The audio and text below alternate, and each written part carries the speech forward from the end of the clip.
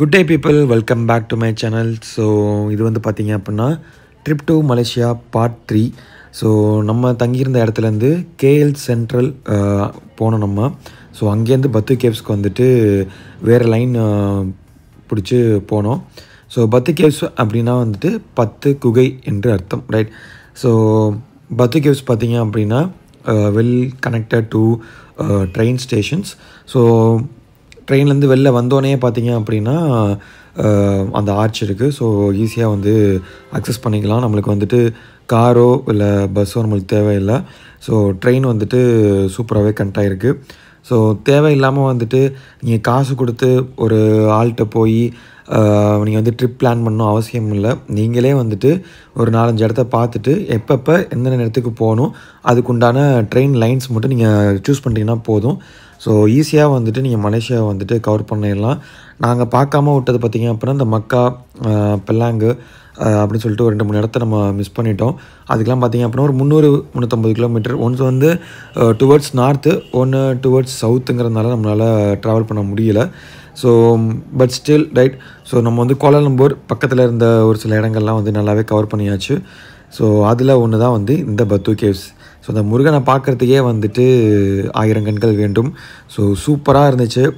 என்ன சொல்கிறது, அஜித் பில்லா படத்தில் வந்து இங்கே தான் ஆடினார். ஸோ நம்மளும் அந்த இடத்துல போய் நிற்கிறோம்னு நினைக்கிறப்பயே வந்து அவ்வளோ சந்தோஷம். ஸோ அங்கே பார்த்தீங்க அப்படின்னா திவ்யா ரெஸ்டாரண்ட்னு ஒன்று இருந்துச்சு. உண்மையிலேயே வந்து காசும் கம்மி, அதே மாதிரி குவாலிட்டியாகவும் இருந்துச்சு. என்ன அவங்களோட ஆட்டிடியூடு தான் வந்துட்டு ஒரு மாதிரியாக இருந்துச்சு. ஸோ மனசு கொஞ்சம் கஷ்டமாக இருந்துச்சு.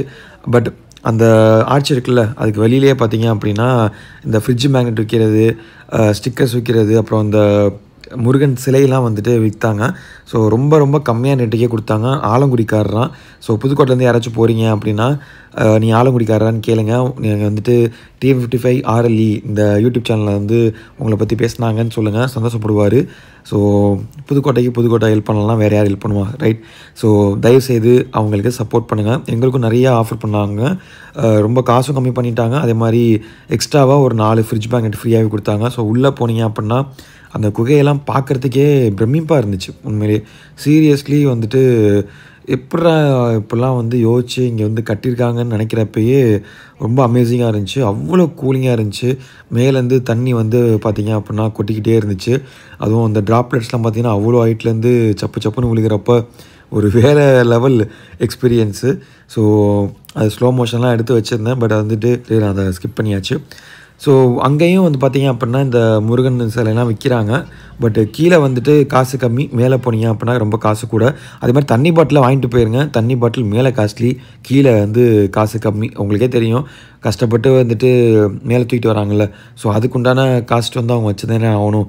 ஸோ அதனால் முடிஞ்ச அளவுக்கு உங்களுக்கு தேவையான வாட்டர், தேவையான பொருட்கள்லாம் கீழே வாங்கிக்கோங்க.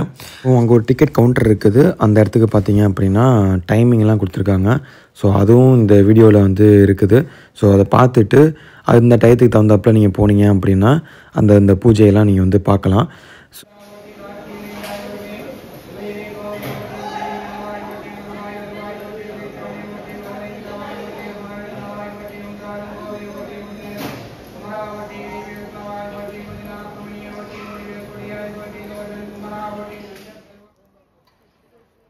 அர்ச்சனைலாம் முடிஞ்சதுக்கப்புறம் அப்படியே வந்துட்டு மெதுவாக கீழே இறங்க ஆரம்பித்தோம்.